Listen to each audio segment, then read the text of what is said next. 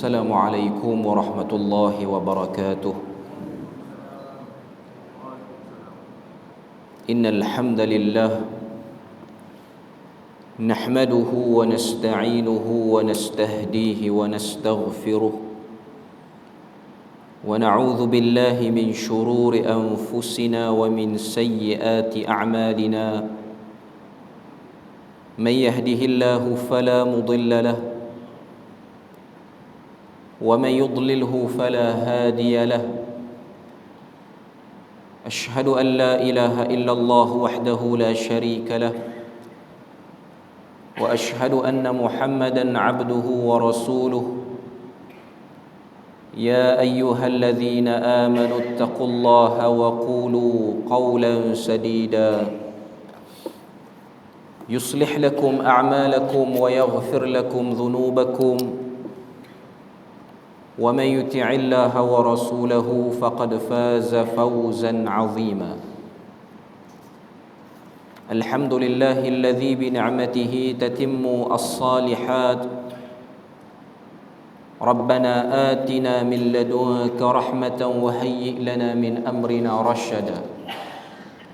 اللهم آت نفسي تقواها وزكيها وأنت خير من زكاها أنت وليها ومولاها. أما بعد.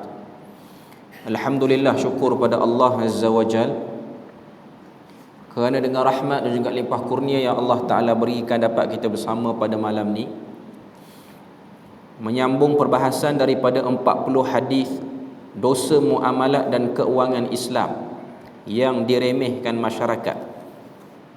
Sambungan kita pada malam ni hadis yang ke-15 di bawah tajuk larangan kerja di tempat yang terlibat dengan perkara haram. Hadis yang dibawakan ialah hadis yang diriwayatkan oleh Al-Imam At-Tirmizi daripada sahabat yang bernama Anas bin Malik radhiyallahu anhu.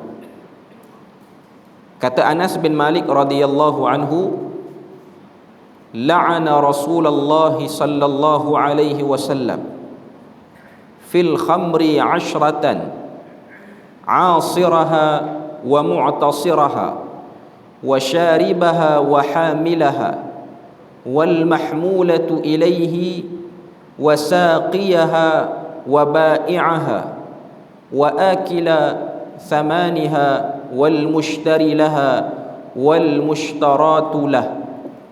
Yang bermaksud Rasulullah sallallahu alaihi wasallam melaknat tentang arak itu pada 10 golongan. Yang pertama ialah asiraha, dengan maksud golongan yang memerah arak tersebut.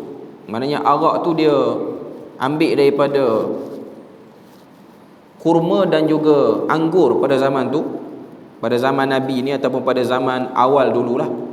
Walaupun sekarang arak bukan hanya keluar daripada 2 jenis tumbuhan tu saja, bahkan sekarang lebih advance lagi, dia panggil arak sintetik. Maknanya dia dibuat daripada bahan daripada bukan tumbuhan. Yang pertama ialah asiraha wa mu'tasiraha. Yang kedua ialah golongan yang diminta untuk diperahkan untuknya. Maknanya orang yang nak minum, dia minta orang lain untuk perahkan. Itu golongan yang kedua. Wa syaribaha, yang meminumnya. Wa hamilaha, yang membawanya, menyediakan ataupun menghidangkan. Wal mahmulatu ilaihi, yang minta untuk dihantarkan kepadanya. Wa saqiyaha, yang menuangkannya. Wa ba'i'aha, yang menjualkannya. Wa akila thamaniha, yang makan daripada hasil jualannya ataupun harganya. Wal mushtari laha, yang membelinya. Wal mushtaratu laha, dan yang minta untuk dibelikan kepadanya. Dalam hadis ni kalau kita tengok, memang Nabi fokus kepada arak. Walaupun hakikatnya tajuk kepada hadis kita ni ialah larangan kerja di tempat yang terlibat dengan perkara haram. Sebab sinonimnya tempat kerja yang jelas nampak ada tanda-tanda benda haram ialah ada arak. Walaupun benda-benda haram ni tak terhad kepada arak sahaja, boleh jadi juga pada benda-benda lain.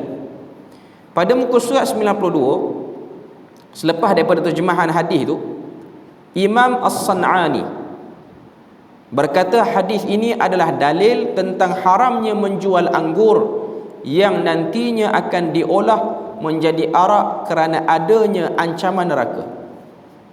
Maknanya orang yang jual anggur, dia bukan daripada pihak yang buat arak, tapi dia tahu dia jual tu kepada orang yang akan peram anggur tu jadi arak. Walaupun dari segi jauhnya untuk dia terlibat tu agak jauh, sebab mungkin dia juga akan jual kepada orang biasa. Tapi bila mana dia kenal secara spesifik, orang ni kalau beli arak ni, beli anggur ni, dia mesti akan buat arak. Walaupun hakikatnya hukum asalnya, bila mana kita ni orang yang berniaga, kita orang berniaga, kita tidak perlu untuk mengusul orang yang membeli tu dia beli untuk apa. Tak perlu usul pun. Tapi bila mana sudah menjadi cakap-cakap orang, ataupun kita maklum dia ni memang akan buat benda tu, jadi orang yang menjual benda tu termasuk daripada orang yang memudahkan benda haram itu keluar, terbitnya benda haram daripada orang tersebut. Jadi kita tidak menjualkannya. Kemudian dia sebut lagi, dia kata, maka disebabkan ini diharamkan berdasarkan ijma' ataupun kesepakatan para ulama. Macam kita sebut tadi, arak bukan hanya terbatas pada anggur dan kurma. Walaupun pada zaman dulu biasanya arak ni ialah daripada anggur. Hatta zaman kita ni pun kebiasaannya arak ni yang commonnya, yang biasanya ialah daripada anggur. Tapi dengan kemajuan zaman, keluarnya benda-benda yang disebut sebagai inovasi. Dengan sebab teknologi yang makin berkembang, manusia boleh menghasilkan makanan bukan daripada benda yang biasa digunakan untuk buat makanan jenis tu. Sebelum ni pun kita dah bahas bagaimana pada zaman kita sekarang ni adanya penghasilan makanan daripada lab ataupun makmal. Dia boleh buat daging sintetik. Dia boleh buat satu jenis daging yang serupa sebiji, rasanya macam daging ayam. Kalau nak buat daging ayam, termasuk juga nak buat daging lembu, daging kambing, termasuklah daging babi sekalipun. Dan termasuklah juga dalam tu ialah penghasilan minuman yang boleh menyerupai rasa arak. Kalau kita tengok para ulama, hatta majma' fiqh Islami pun bersidang yang berpengkalan di Makkah Al-Mukarramah, membahaskan tentang isu makanan yang dihasilkan daripada bentuk sintetik ni.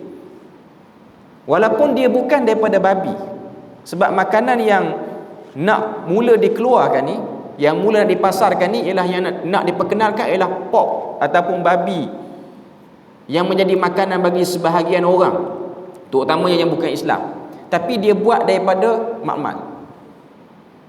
Keputusan yang dikeluarkan oleh Majma' Fiqh Islami ianya sama membawa hukum haram. Sebab ia balik kepada kaedah, apa saja benda yang zahirnya haram, walaupun ianya tidak terlihat seperti haram, maka ianya dinilai sebagai haram. Bila mana dia kata ini daging babi, bahkan para ulama sebut menjadi satu benda yang salah. Kalau kita makan ayam, kan, makan apa-apa, tengah-tengah kita makan tu kita kata ni babi ni, perbuatan tu dah salah walaupun kita makan ayam. Ataupun kita minum air mineral, kita berkata ni arak, kata tu pun dah salah dah. Bahkan sebahagian para ulama kata minum air tu pun dah jadi haram balik, walaupun dia tak tukar jadi arak pun. Maknanya jangan bermain-main dengan benda haram. Jangan bermain-main dengan benda haram. Nak sebutnya betapa besarnya impak tu. Ataupun kita buat-buat macam mabuk, buat-buat macam khayal, tak khayal pun, supaya orang nampak kita ni macam minum benda-benda yang haram. Benda tu tak boleh. Sebab tu dia jadi satu perbahasan. Bila mana ada orang tanya, apakah hukum minum air yang botolnya tu menyerupai macam arak? Kalau dulu orang takut nak minum air barbican, Air Barbican ni, air ni negara Arab banyak lah. Tempat kita ni orang baru nak kenal. Air Barbican ni banyaknya dijual di kedai-kedai yang jual barangan Timur Tengah. Di Perlis kita ni pun ada. Tuan-tuan pergi Shifat Jaya tu ada. Dulu mula-mula keluarnya air ni, botol tu orang tak berani nak minum sebab dia macam menyerupai. Sebab dia minuman mark ni yang berkarbonat ni, dia memang hampir mirip dengan arak. Tapi setelah diklarifikan balik, ianya bukan arak. Ianya hanya manufacture sahaja macam menyerupai, tapi dia bukan. Sebab tempat kita ni minuman arak ni pun dia macam tu juga packaging dia. Tapi bila mana dah dikeluarkan fatwa apa semua, tak boleh. Dia sama macam isu minuman yang dinamakan dengan nama Raibina dulu. Bila mana ada pihak yang menyatakan Raibina ni ada sikit campuran arak di dalamnya, dia tak memabukkan. Kalau benar benda tu ada, maka ianya termasuk daripada benda yang diharamkan. Tapi setakat ni ianya hanyalah khabar angin semata-mata. Dia bukanlah kenyataan. Bila mana benda tu tidak didedahkan ataupun tak ada orang kata apa bukti yang jelas, dia kekal sebagai khabar angin, kita tak ambil benda tu. Tapi kalau dia dah declare benda tu ada, maka kita terpaksalah mengambil hukum untuk tidak ambil benda tu ataupun tak beli, sebab dia termasuk daripada benda yang haram. Contoh, sebahagian orang kita bila mana pergi ke luar negara melancong, kadang-kadang kita ambil mudah terhadap kedai-kedai makan di luar negara ni yang menggunakan bahan-bahan seperti arak dalam makanannya. Benda tu ada. Hatta kalau kita pergi ke negara jiran, Thailand pun dah ada. Tak perlu pergi sampai Eropah. Makanan-makanan yang sedap. Kan dulu kecoh isu nasi ayam klepot tu, yang pekerja dia tu Muslim, tapi bila mana orang dedah kan, dia guna bahan yang memang guna arak putih yang biasa digunakan oleh makanan orang Cina ni. Sebab tu hari ni kita kena ada sikap berhati-hati. Kita kena ada sikap tak boleh mengambil mudah. Jadi orang-orang Melayu yang bekerja di tempat-tempat seperti ni, mereka terperangkap. Dia bukan satu benda yang mudah lah kalau kita bincang bab ni. Bukan hanya dengan mengambil cara suruh dia berhenti kerja, tapi memang hakikatnya kalau satu orang tu dia tahu tempat yang dia kerja tu ada unsur macam ni, atas nama iman dia kena pilih kerja lain. Hakikatnya atas nama iman. Tapi orang akan tanya balik, kalau kita suruh dia berhenti ataupun dia pilih untuk berhenti, siapa yang nak tanggung sara hidup dia? Sebab tu tuan-tuan, sebelum daripada bekerja lagi, antara benda yang kita kena ajar kepada diri kita ni ialah sentiasa minta Tuhan tunjukkan tempat yang betul. Kadang-kadang kita kurang bab ni. Sebab tu dalam hadis, kalau kita tengok hadis yang diriwayatkan oleh Bukhari dan Muslim, bagaimana seorang sahabat bernama Jabir bin Abdullah, Jabir, dia sebut Nabi ni mengajarkan kepada kami satu doa, yang mana doa ni diajar macam Nabi ajar Quran, iaitu doa istikharah. Sebahagian kita istikharah ni ambil mudah, sedangkan istikharah ni dia macam wajib kena hafal, macam hafal Fatihah pun hakikatnya. Sebab zaman kita hidup ni, dia lagi banyak pilihan-pilihan yang kita kena pilih depan kita, dan kita ragu nak pilih mana satu. Semua benda yang berhadapan dengan pilihan ni, kita kena minta Tuhan pilih. Sebab tu kata Jabir, yu'allimunal istikharata fil umuri kulliha. Nabi mengajarkan kepada kami untuk minta petunjuk dalam memilih pada semua benda, hatta pada beli benda yang paling simple. Nak pilih roti ni ke roti ni, kita pergi kedai runcit, satu rak tu semua roti gardenia hakikatnya. Tapi waktu kita nak pilih, plastiknya sama, packagingnya sama, kita mungkin tak rasa benda tu, takkan yang ni pun kena baca doa istikharah. Tapi kalau orang yang sihat imannya, yang betul-betul kuat bergantungnya pada Allah Ta'ala, dia mesti akan membawa benda tu ke arah ataupun ke tempat yang betul dengan meminta pertolongan pada Allah Ta'ala. Sebab tu para sahabat pada benda-benda macam ni pun mereka minta pada Allah Ta'ala. Sebab tu paling-paling ringkas, kebiasaannya para sahabat ni dia akan berdoa, Allahumma khayyirni bi khairin. Ya Allah, pilihkanlah aku dengan pilihan yang baik. Kalau tak hafal yang hadis yang panjang tu lah. Memang yang hadis Jabir tu agak panjang. Kalau kita tengok dalam riwayat pun, Allahumma inni astakhiruka bi'ilmik wa astaqdiruka biqudratik wa as'aluka min fadlikal azim fa innaka taqdiru wa la aqdir. Panjanglah lagi doa tu. Dan Nabi anjurkan sebelum kita berdoa tu kena salat dulu. Salat 2 rakaat yang disebut sebagai salat sunat mutlak. Dan kita boleh panjatkan doa tu sama ada sebelum beri salam, iaitu dalam tahiyat tu sebelum beri salam, ataupun kita baca selepas beri salam baru kita berdoa, boleh.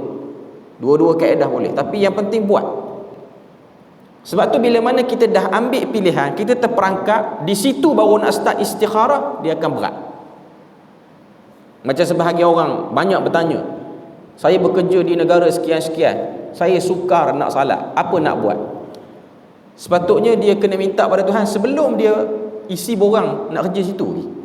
Sepatutnya lah. Tapi bila mana dah perangkap macam tu, dia agak sukar sebab orang dah start buat komitmen bila mana dia kerja.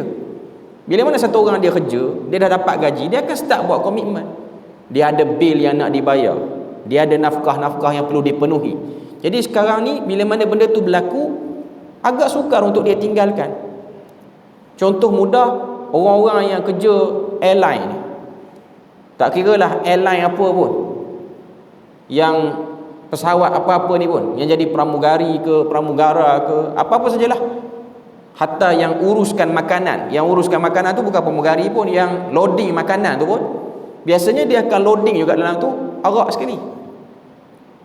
Dia ni tak duduk dalam kabin, tak terbang sekali dengan penumpang, tapi waktu kapal terbang sampai tu, dia nak ke next flight tu, biasanya makanan tu akan loading.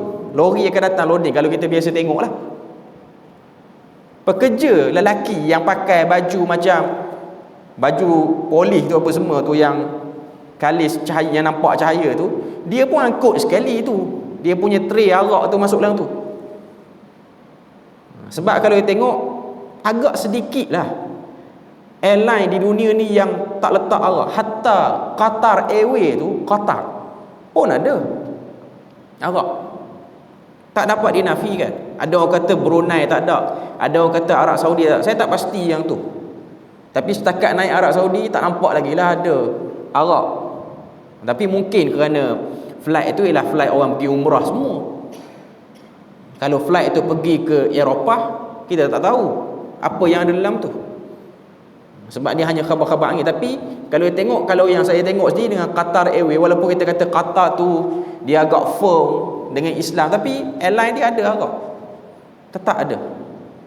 Sebab dia macam satu benda yang agak sukar untuk dibuat. Jadi orang-orang yang kerja ni, yang dah bekerja, dan kita pun tahu dia punya gaji pun bukan gaji yang sikit, bukan gaji biasa-biasa. Mana kalau dia tinggalkan kerja tu, agak payah jugalah dia recover balik terhadap kerja yang dia berhenti tu. Tapi walau macam mana pun, seorang Islam dia tahu tanggungjawab Islam dia lebih daripada kehendak, komitmen yang dia nak buat lah hidup. Sebab tu benda ni kena fikir awal-awal, terutamanya orang-orang muda yang masih lagi keliru nak mencari kerja.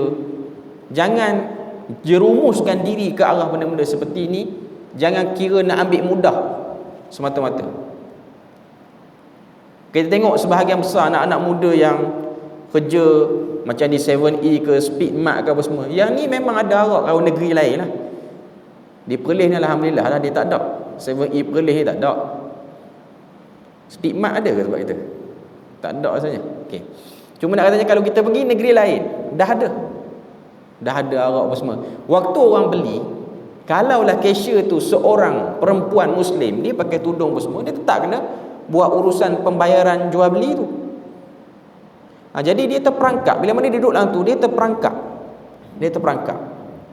Agak sukar sekarang untuk menjaga, orang kata apa, menjaga diri supaya tak terlibat. Habis-habis kuat orang, sebahagiannya dia ambil jalan, dia cuba melarikan diri. Bila mana ada orang nak beli arak, dia panggil kawan dia yang non-Muslim, dia tukar cashier. Saya pernah lah jumpa orang macam tu. Dia tak buat urusan tu. Itu usaha dan kadar yang dia cuba nak buat. Kalau itu yang ada pada diri dia, kekuatan tu ada, kita haraplah supaya benda tu menjadi nilai di sisi Allah Ta'ala atas usaha dia tak nak terlibat dengan benda haram. Sebab bukan hanya semudah berhenti kerja, bukan hanya semudah berhenti kerja, tapi benda yang penting kalau kita tengok dalam hadis yang lain, Nabi sebut satu kemuliaan bagi satu orang yang pergi ke hutan, potong kayu, lepas tu dia himpun kayu tu sehingga orang yang nak guna kayu api ni jadi mudah dan dia jual. Saya nak sebut apa? Saya nak sebut bagaimana Nabi kata orang yang buat kerja ni ianya lebih baik berbanding orang yang terlibat dengan haram. Nabi telah ambil misal kerja yang paling lekeh di pandangan mata manusia, tapi tidak lekeh di pandangan mata Tuhan kalau dia buat kerana Allah Azza wa Jalla. Sebab tu kita tengok ada sebahagian orang yang dia dah terbiasa dengan kehidupan mewah, tapi kehidupan mewah yang syubhah, yang bercampur dalam dia dapat mewah tu kerana ada kerja dia yang halal, ada juga kerja dia yang syubhah, bahkan ada yang haram. Datang kesedaran tu, akhirnya dia tinggalkan. Waktu dia tinggalkan tu, kita akan tengok dia akan drop lah, akan jatuh. Tapi Allah Ta'ala akan beri kepada dia lega dalam hati dia, walaupun dia nampak macam susah di mata orang kebanyakan. Sebab tu kalau kita tengok, ada satu orang penulis terkenal buku motivasi, La Tahzan. La Tahzan ni dua orang penulis. Satu Dr. A'id Al-Qarni daripada Arab Saudi, orang lebih kenal yang ni. Dia ada satu lagi penulis daripada Mesir, daripada Kuwait. Dia pun tulis La Tahzan, cuma saya tak ingat nama dia apa, sebab tiba-tiba teringat. Dalam buku La Tahzan tu dia cerita tentang pengalaman dia jumpa satu orang kaya di Kuwait. Kaya. Dia bukan orang Kuwait, tapi dia invest, dia berniaga di Kuwait sehingga dia jadi kaya. Cuma kekayaan dia tu daripada benda syubhah. Antara perniagaan yang dia buat ialah mukhaddirat, membekal dadah dia buat. Kaya betul. Arak pun dia buat. Waktu bila mana Syekh yang tulis buku La Tahzan ni dia jumpa dengan si kaya daripada yang di Kuwait ni, macam mana boleh jumpa? Waktu duduk di satu kedai makan yang terkenal di Kuwait. Kedai tu ramai orang. Lepas tu ada satu meja kosong yang kita kena cuk dulu. Waktu Syekh tu duduk, sebab orang lain tolong beratur untuk order makanan, dia duduk ya. Meja sebelah tu ialah orang kaya tersebut. Waktu dia duduk sebelah, dia terganggu sebab dia tercium bau nafas yang terlalu busuk daripada meja sebelah. Sebab meja sebelah orang kaya ni, dia ketagih arak. Orang ketagih arak ni dia akan menyebabkan nafas dia berbau. Jadi dia nampak macam Syekh tu ambil kain serban dia tutup. Lalu orang kaya tu kata, terganggu ke? Dia kata terganggu. Dia kata sebab aku ni kuat minum arak. Sebab dia ni orang kenal dia. Orang kenal dia orang kaya. Akhirnya berlaku conversation yang orang kata apa, yang bersifat dakwah lah. Maknanya Syekh tu ambil peluang. Sebab orang Arab ni dia ada satu sikap, bila mana dia dinasihati on the spot, dia tak cepat tarik muka. Dia beza dengan kita orang Melayu. Orang Melayu bila mana kita nasihat, contoh tengah-tengah duk isap rokok, ada orang datang tegur, muka tak puas hati. Dia beza dengan Arab. Arab kalau kita tegur, dia tengah isap rokok, dia akan stop. Dia tak buat muka masam. Itu budaya dia agak baik sikit lah. Memang dia cengih, tapi dalam bab tu dia agak okey. Dia agak lemah dengan teguran daripada orang agama ni, dia agak lemah sikit. Dia ada adab dia di situ. Jadi lepas pada Syekh tu cakap apa semua, dia pun macam insaf. Makanan dia pun dah sampai, makanan Syekh tu pun dah sampai. Cuma makanan dia ni dia sebab orang kaya, jadi dia tak bayar lagi lah, dia dapat dulu. Lalu dia minta Syekh tu tolong bayar. Dia dah orang kaya. Lepas tu suruh kawan tu bayar. Waktu Syekh kata, kenapa tak bayar? Dia kata, aku nak rasa sikit duit halal, sebab aku rasa duit aku ni haram. Nak rasa makanan halal sikit. Syekh tu bayar, dan akhirnya dia call lagi Syekh tu, dan Syekh tu bawa jumpa dengan satu orang da'i yang hebat di Kuwait ni. Nasihat dia di satu tempat lah, maknanya pertemuan seterusnya yang kedua, sampailah dia tu menangis, sampai dia betul-betul nak bertaubat, nak tinggalkan semua sekali daripada benda-benda haram ni. Dia menangis. Lepas dia jumpa di hotel dia, sebab dia tu pemilik hotel yang hebat juga di Kuwait. Syekh tu dengan Da'i tu pun balik. Da'i ni kira penceramah lah. Dia penceramah di negara Arab ni, dia lebih kepada penceramah yang menginsafkan. Dia bukan penceramah yang suka buat lawak, penceramah yang menginsafkan. Dia lepas daripada syekh tu balik, dia call balik. Dia kata, boleh tak bimbing saya pergi umrah? Ni baru jumpa pagi, tengah hari call sebelum Zuhur nak pergi umrah. Syekh tu kata boleh. Bila nak pergi? Petang ni kita pergi. Sebab orang kaya, dia mudah lah cerita. Syekh tu kata petang ni susah lah nak buat urusan. Tak apa, urusan saya buat.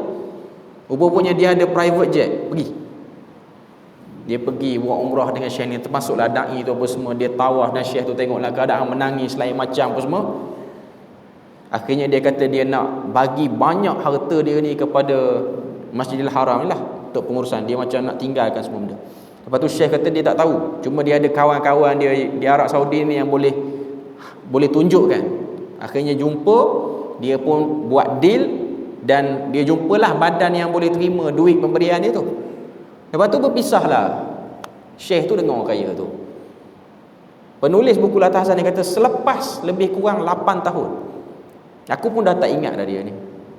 Aku pergi buat umrah, aku jumpa lelaki yang kaya tu sekarang pakai baju warna biru, jadi cleaner lah Masjidil Haram. Jadi cleaner. Syekh tu kata, apa jadi? Dia kata, aku dah tak ada apa dah di Kuwait tu, tak ada apa dah.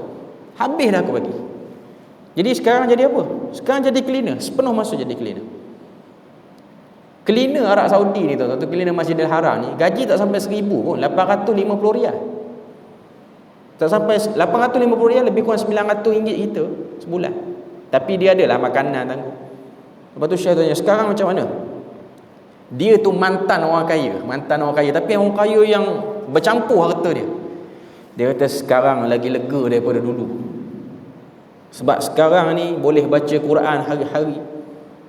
Tak ingat dah berapa kali khatam, tapi banyak kali dah khatam. Ribu-ribu kali dah khatam. Tengok, walaupun miskin, tapi dia ada kepuasan.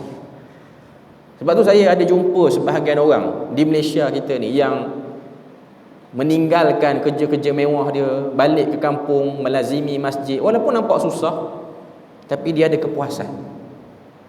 Sebab apa yang sebenarnya manusia itu perlukan ialah sentiasa beribadah kepada Allah Ta'ala, tunduk diri. Walaupun dia tak kaya, tapi Tuhan beri pada dia kelapangan dada. Jadi dalam isu ni, iaitu isu bekerja di tempat yang haram ni, kita kena banyak minta petunjuk daripada Allah Azza wa Jalla. Salah satunya lah istikharah. Kemudian kita tengok muka surat 92, Syekh Abu Malik berkata, cukup dengan sangkaan kuatmu jika orang tersebut terlihat adalah orang yang sering membeli perahan untuk dijadikan arak, jadilah hukumnya haram menjual barang tersebut kepadanya. Ia bermaksud kita sudah menolongnya dalam berbuat dosa dan melanggar batasan Allah Azza wa Jalla. Padahal Allah Subhanahu wa Ta'ala melarang bentuk tolong menolong seperti ini. Apa-apa saja benda yang menyebabkan orang jadi rosak tubuh badan dia, hakikatnya kita tak boleh jual. Contoh, ni maaf sensitif sikit saya sebut, tapi saya rasa saya kena sebut. Contoh kedai-kedai runcit yang ada jual rokok. Rokok ni, walaupun ada orang cuba nak justify kata rokok tak haram, hakikatnya kalau kita tengok, dia banyak membawa kepada kebinasaan tubuh badan. Jadi kalau kita jual, kita menyebabkan orang tu, kita jual orang rokok, kalau kita peniaga lah. Rokok tu dia bukan hanya untuk yang penjual, pembeli tu saja. Dia akan merokok depan anak dia mungkin, dalam kereta mungkin, di tempat awam, yang menyebabkan orang lain terganggu. Kita sebagai yang menyebabkan dia dapat bekalan tu, kita dapat saham juga sikit. Tapi memanglah kedai ni kalau tak jual rokok, dia drop lah sikit. Ramai orang yang berniaga, kalau saya cakap abad ni, dia akan sebut benda tu. Tapi ada yang kuat imannya, dia memang tak ambil rokok. Tapi Allah Ta'ala beri kecukupan lah. Yang penting kita yakin, selama mana kita tak jual benda-benda yang boleh merosak. Contoh lain, budak suka isap gam, kedai kita jual gam, kita jual agak-agak dia, tak boleh. Kalau kita jual gam pada orang yang betul nak buat kerja baiki rumah, tak apa. Kita dah tengok budak ni mata lalok semua, kita boleh jual kau, tak boleh. Dia kata tak jual, tak ada. Cak senapang pun tak ada, download tak ada. Cari kat lain. Jangan duk ambil di sini. Tak ada jual. Kalau dia memang dikenali sebagai penghidupan. Tapi kalau dia hanya tukang rumah yang memang nak baiki rumah tu makruf. Cuma saya nak katanya apa saja benda-benda yang menyebabkan orang tu buat benda tak elok, kita tak boleh jual itu benda dia. Sebab dia akan menyebabkan orang tu mudah untuk melakukan benda-benda jahat dia. Okey. Kemudian dia sebut lagi di sini, padahal Allah Subhanahu Wa Taala melarang bentuk tolong-menolong seperti ini. Jika orang tersebut menurut sangkaan kuat tidak melakukan perkara demikian, maka jual beli tersebut tetap sah dan tidak dilarang. Contoh kita sekarang, kita pergi kedai buah, kita beli anggur, tidak disangka ataupun tak terdetiklah orang beli anggur sekarang. Contoh tempat kita ni sebagai orang yang nak perang anggur tu buat arak. Sebab memang kita orang Melayu ni memang tak reti nak buat proses penapaian arak dengan anggur tu. Melainkan orang-orang yang tahulah kalau negara Arab ni dia tahu kaedah tu. Cuma nak sebutnya ialah selagi mana tidak membawa fitnah, maka tak apa. Ia membawa maksud semua perkara yang membawa kepada haram, maka hukumnya adalah haram dan semua jalan-jalan kehancuran itu mesti dicegah. Maknanya kena tutup. Jangan membantu orang buat kerja jahat kalau kita bekalkan satu benda yang menyebabkan dia tu buat benda jahat dia. Cuma hukum asalnya ialah kita tak selidik orang yang datang mari membeli barang-barang dengan kita. Sehinggalah kalau dia dalam kampung tu dikenali sebagai orang macam ni, perangai tak elok, maka kita hati-hatilah nak jual barang kalau kita ni penjual lah. Okay. 15.1. Apa yang membawa kepada haram, hukumnya haram. Manakala apa yang membawa kepada hukum harus, maka hukumnya harus. Terdapat kaedah khusus berkaitan dengan jalan-jalan yang membawa kepada perkara yang haram, iaitu ini muka surat 93, al-wasailu laha ahkamul maqasid. Maksudnya wasilah-wasilah jalan-jalan itu mengambil hukum hakam maqasid ataupun tujuan sesuatu. Maknanya ini kaedah fiqh nak tunjuk pada kita bahawa apa saja benda-benda yang memudahkan benda haram itu terlaksana, maka benda tu pun akan jadi haram. Macam contoh yang dah kita lalu tadi, bila mana adanya orang jual anggur, maka orang yang nak peram anggur untuk buat arak pun akan mudah. Jadi penjual anggur tu pun termasuk daripada orang yang memudahkan benda haram tu berlaku. Jadi pemerintah kena ambil peranan kalau benda ni berlaku lah, kalau perkara ni berlaku. Wasilah merupakan jalan-jalan berkaitan dengan hukum hakam, sama ada perintah untuk melakukan atau meninggalkannya. Maknanya apa-apa saja ruang yang boleh menyebabkan benda haram itu terzahir, maka kita kena tutup, kita kena halang dia. Tapi tugas ni sebenarnya datang daripada pemerintah, dia tak datang daripada orang awam ataupun orang-orang yang kita sebut sebagai wakil rakyat ke apa. Dia tahu, terima aduan, dia kena bawa kes ni, dia kena buat sesuatu, dia tak boleh buat diam. 15.2 contoh aplikasi semasa. Ada 3 perkara disebut. Yang pertama, seseorang itu keluar rumah dengan tujuan untuk mencuri, kemudian beliau berjalan kaki atau menaiki kenderaan ke tempat yang dia ingin melakukan pencuriannya, maka perbuatan jalan kaki atau menaiki kenderaan itu hukumnya menjadi haram kerana wasilah kepada perkara yang haram adalah haram. Apa-apa saja benda yang menyebabkan benda haram terlaksana tak termasuk, tak menyebabkan benda tu boleh. Baru ni ada orang tanya soalan, apakah hukum, apakah boleh melakukan salat jamak dan qasar yang mana perjalanan itu ialah tujuannya nak pergi tengok bola, perlawanan bola sepak di stadium di KL. Boleh tak jamak dan qasar? Satu agak boleh tak? Pertama kita kena tengok dulu, tengok bola ni apa manfaat yang paling besar sekali untuk agama. Untuk agama dulu. Saya tak nampak apa-apa pun untuk agama. Ke akan menyebabkan berlaku sesuatu kekuatan kepada agama dengan menangnya bola tu? Tak ada kan? Tak ada ruang saya nak kata. Saya bukan nak kata benda tu haram terus. Saya nak kata, saya nak ajak fikir dulu. Ada ruang yang okey? Tak ada. Sebab para ulama sebut perjalanan yang boleh jamak dan qasar ini ialah perjalanan yang harus dan perjalanan yang Diwajibkan. Contoh perjalanan dengan sebab nak menziarahi orang sakit, ada saranannya.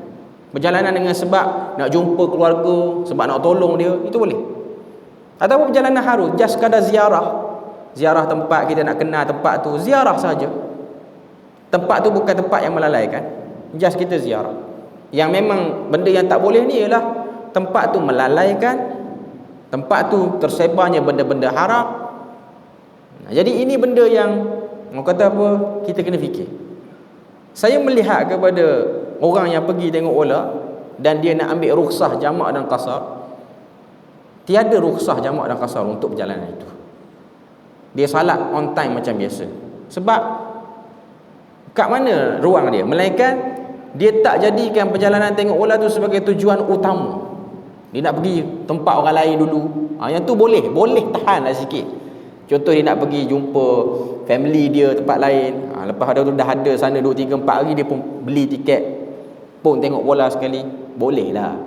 Tapi hakikatnya Allah Ta'ala yang lebih tahu hati manusia. Dia sebenarnya nak pergi ziarah orang ke nak pergi tengok bola, tinggi lagi lah hati dia. Yang tu dia kena jawab sendiri depan Tuhan. Cuma nak sebutnya, inilah benda-benda yang kadang-kadang kita terlepas pandang dan kita buat mudah pada bab itu. Sebab kalau kita tengok, tidak ada benda-benda yang terlalu mendesak pun. Cuma nak katanya kita ni kadang-kadang ambil mudah.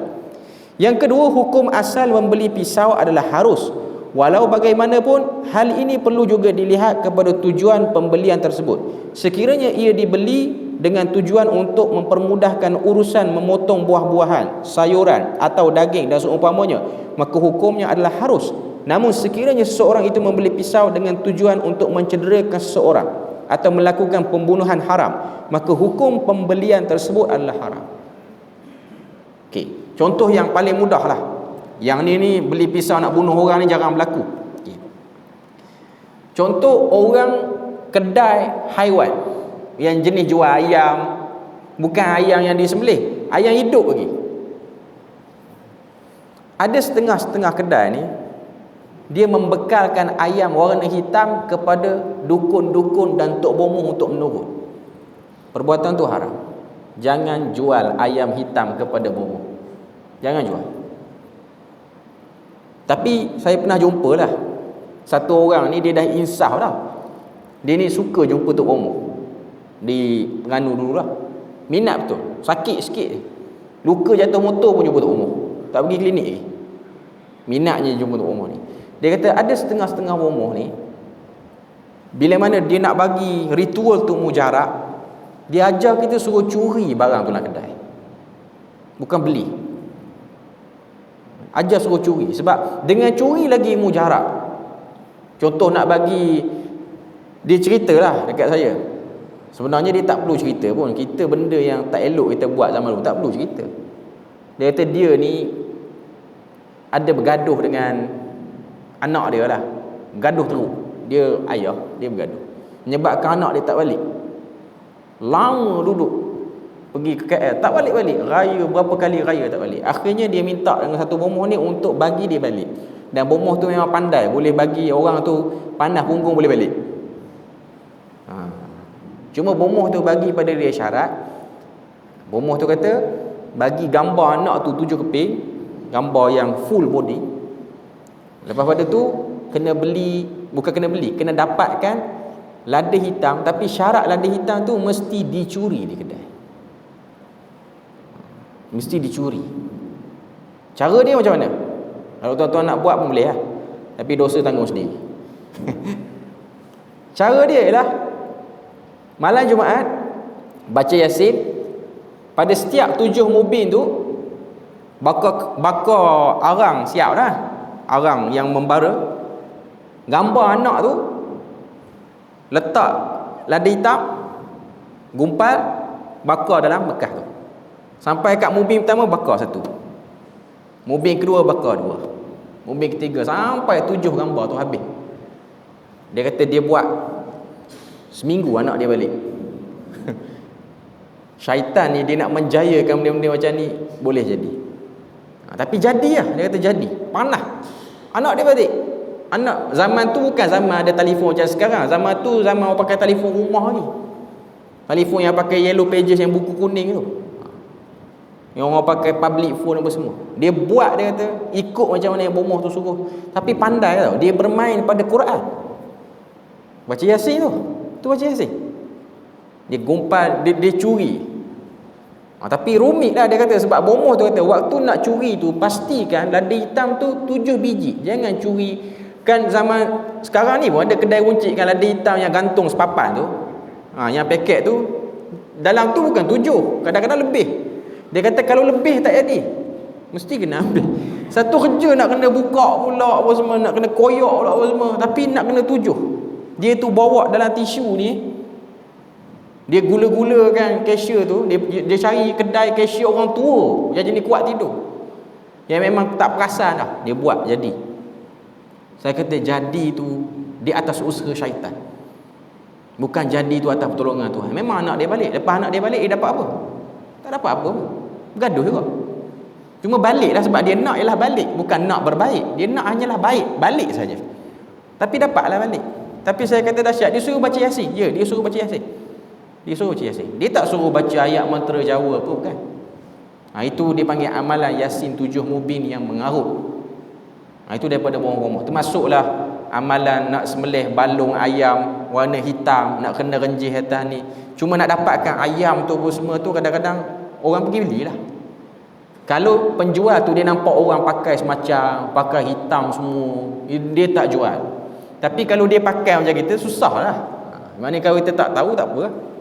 Yang ketiga, dalam dunia moden pada hari ini sudah diberikan beberapa jawapan tuntas berkaitan isu-isu semasa dengan menggunakan kaedah di atas ini. Sebagai contohnya, sekiranya seseorang itu memuat turun aplikasi Facebook dalam telefon bimbitnya dengan tujuan untuk menambah rakan kenalan, mendekatkan hubungan sama keluarga dan sahabat yang jauh, maka hukumnya adalah harus. Kita bagi ruang untuk azan dulu, nanti kita akan sempurnakan poin ketiga ni. Okay.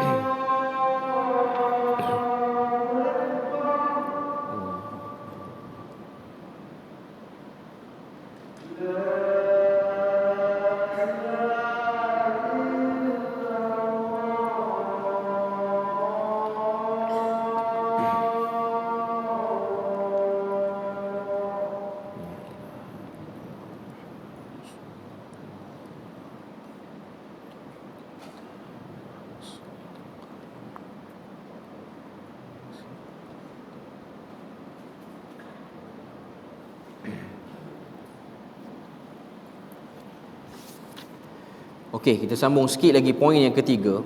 Poin ketiga ni mudah cerita ni nak sebut ialah benda-benda haram yang berlaku di media sosial.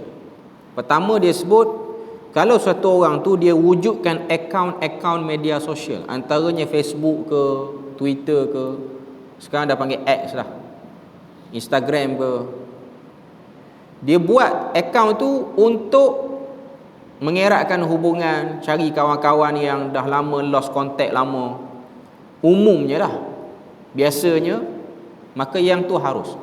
Tapi yang nak ditekankan haram di sini ialah dia buat akaun tu atas nama fake account dengan tujuan untuk propagandakan orang, buat video apa-apa semua ni. Ini ialah benda-benda yang berlaku dalam dunia sekarang. Ramai, bahkan sebahagian orang dia pun rasa benda tu betul. Buat fake account ni serang orang tu, serang orang ni. Macam yang berlaku tuan-tuan tengok di media sosial sekarang, daripada isu pergaduhan di kalangan agamawan sampailah kepada isu politik apa semua, wujud fake account yang banyak. Dan fake account ni bukan hanya pada belah yang betul, belah yang salah, belah yang betul pun hebat juga. Sebab dia ada satu cara nak counter orang sama kita ni, mesti kena guna kaedah perli, troll. Ini semua benda termasuk daripada benda yang dilarang dalam agama. Wasilah itu diharamkan, tak boleh. Sebab tu kalau kita nak mengangkat kejahilan dalam kalangan masyarakat, kita jangan guna kaedah troll. Tak jadi. Sebab manusia ni dia tak boleh terima. Sebab tu dalam Al-Quran Allah Ta'ala sebut la yaskhar qaumun an qaumin. Jangan kamu troll orang. Yaskhar tu maksudnya troll. Nak tegur orang tapi dia guna kaedah perli. Tak boleh. Sebab dia tak akan mujarab benda tu. Kaedah yang betul ialah idfa' billati hiya ahsan. Sebab tu kalau kita tengok kan, di mana-mana tempat di dunia ni pasti akan ada pertembungan. Saya ambil mudahlah sebab yang kita terlibat padanya ialah pertembungan dalam aliran di kalangan agamawan ni. Ada orang minat cara ni, ada orang minat cara ni. Bila mana pengikut-pengikut, follower-follower ni dia suka dengan aliran yang dia minat, dia bertembung dengan aliran satu lagi, dia akan cuba untuk defend. Bila mana dia geram, akhirnya dia defend dengan kaedah dia buat fake account. Dia pun serang ke page ni, dia serang ke page tu, dia buat account banyak-banyak, kemudian dia report, lepas tu dia strike video orang ni. Ini benda yang sedang berlaku dalam dunia sekarang. Cara ni hakikatnya agak bahaya. Sebab dia masuk dalam kaedah tu tadi dah, wasailu lahu ahkam al-maqasid. Setiap wasilah-wasilah ni akan ada hukum yang berbeza-beza. Kalau kita buat contoh, sebahagian orang dia nak burukkan pihak lawan, dia konon-konon duduk di pihak sana, dia buat fake account menampakkan kebodohan pihak sana, sedangkan dia pihak sini. Itu ialah benda yang berlaku, sangat bahaya. Benda ni ialah benda yang sangat bahaya dalam membawa kebenaran sekarang. Dia sangat bahaya. Sebab tu kita kena hati-hati. Sebab tu bagi saya lah, dulu waktu kita muda-muda, waktu kita bersemangat ni, kita rasa macam geram kita nak buat dengan cara tu. Bila mana fikir banyak kali, cara tu tak akan memberikan apa-apa kesudahan pun, bahkan menambahkan keburukan lagi. Sebab Quran sebut idfa' billati hiya ahsan. Tolak segala benda yang buruk itu dengan cara yang baik. Sebab tu saya suka tengok bila mana kaedah-kaedah yang digunakan oleh sebahagian asatizah di negara jiran kita, terutamanya di Indonesia. Bila mana dia orang bertemu dengan aliran yang berbagai, dia orang tak tegur secara direct, tapi dia orang promote yang betul, promote je yang betul, tanpa menyebut nama pihak yang buat salah tu, tak sebut apa pun. Tuan-tuan tengok Indonesia ni, kalau khurafat dia dahsyat pada Malaysia, dahsyat. Pengikut dia pun ramai. Kubah Abah Sekumpul yang saya pernah tengok, Abah Sekumpul ni kira tok guru dia orang yang hebat lah. Memang khurafat-khurafat yang lain macam tu memang datang daripada kelompok ni. Sekali dia buat macam tabligh akbar ni, penuh orang. Tapi bila mana nak counter, asatizah ni nak counter yang betul ni, dia tak pernah sebut pun nama kelompok tu. Melainkan malam ni kita nak bahaskan sunnah yang betul dalam ziarah kubur, sebut yang tu. Dia tak kata kita tak macam geng belah sana, geng belah sana kalau nampak kubur nak jilat batu nisan. Dia tak sebut yang tu. Dia tak sebut. Dia hanya sebut ziarah kubur yang benar seperti ini. Cerita habis, orang pun nilai. Sebab dengan kaedah tegang ni kadang-kadang dia mengeruhkan keadaan juga. Itu benda yang kita kena sama-sama muhasabah lah. Nampak ni.